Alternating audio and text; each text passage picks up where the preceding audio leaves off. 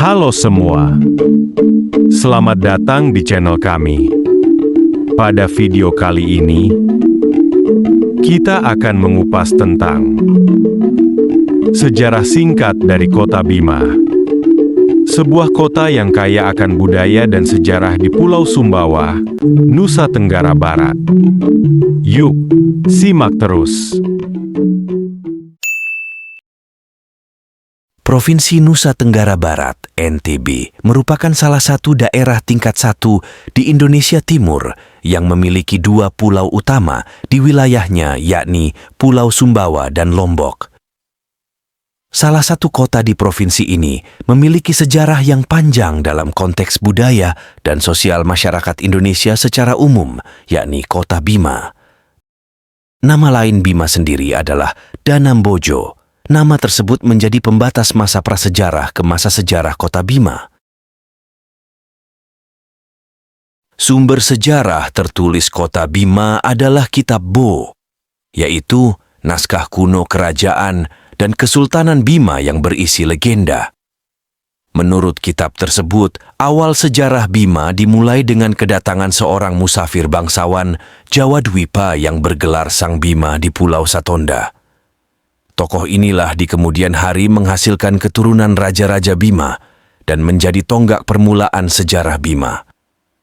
Pada masa itu, Bima terdiri dari beberapa wilayah kekuasaan yang dipimpin oleh Encuhi.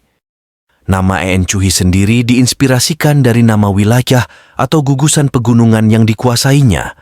Setidaknya ada 5 orang Encuhi yang tergabung dalam semacam federasi Encuhi, di antaranya Encuhi Dara, penguasa Bima bagian tengah, pusat pemerintahan, Encuhi Parewa, penguasa Bima bagian selatan, Encuhi Padolo, penguasa Bima bagian barat, Encuhi Banggapura, penguasa Bima bagian timur, dan Encuhi Dorowuni, penguasa Bima bagian utara.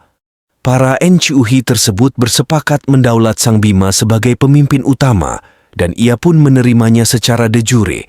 Namun secara de facto ia menyerah terimakan kembali jabatan itu kepada Encuhi Dara untuk melaksanakan tugas-tugas pemimpin utama atas namanya. Setelah permufakatan itu, 2 orang putra Sang Bima, Indra Zamrud dan Indra Komala, datang ke Pulau Satonda untuk menemui ayahandanya. Sesampainya di Satonda, tidak lama berselang Sang Bima memaklumatkan kepada rakyat Bima untuk menjadikan daerah itu sebagai kerajaan, dan ia menunjuk Indra Zamrud sebagai raja pertama di Bima. Sistem kerajaan adalah dinasti. Fakta sejarah menyebutkan, kerajaan Bima sejak berdirinya hingga akhir abad ke-11 dipimpin 16 raja, memainkan peranan penting dalam percaturan politik dan budaya di Nusantara bagian timur. Memasuki awal abad 17, fajar Islam mulai menyeruak dan menerangi seluruh alam kerajaan Bima. Tanggal 5 Juli 1640 merupakan tonggak sejarah dari daerah Bima, ditandai dengan peralihan sistem kekuasaan dari bentuk kerajaan menjadi kesultanan.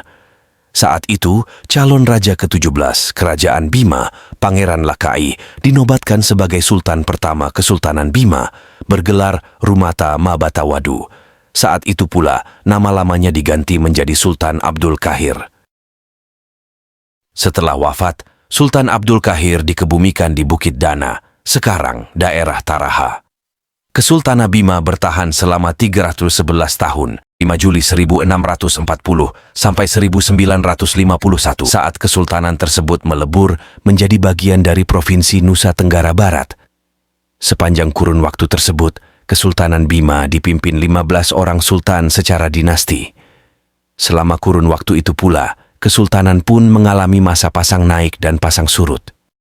Masa pasang surut Kesultanan Bima sangat dipengaruhi oleh keberadaan kaum kolonial Belanda di Nusantara. Sultan terakhir Kesultanan Bima adalah Sultan Muhammad Salahuddin. Saat itu seluruh kepulauan Nusantara telah menjelma menjadi Negara Kesatuan Republik Indonesia.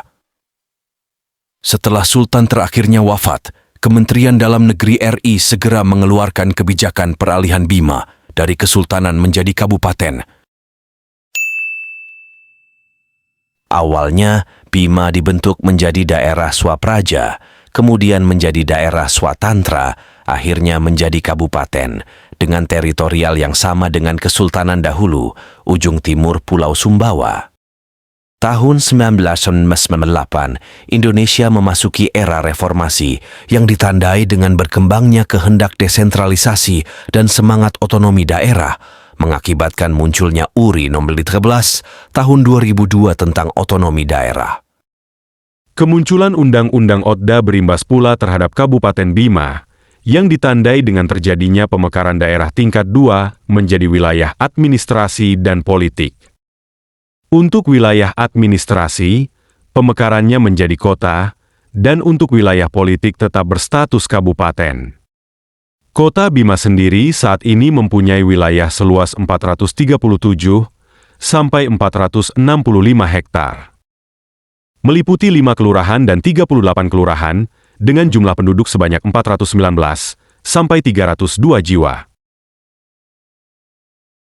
Itulah sejarah singkat Kota Bima. Terima kasih telah menyimak dan menonton. Jangan lupa like, subscribe, komen, dan share. Terima kasih dan sampai jumpa di video selanjutnya.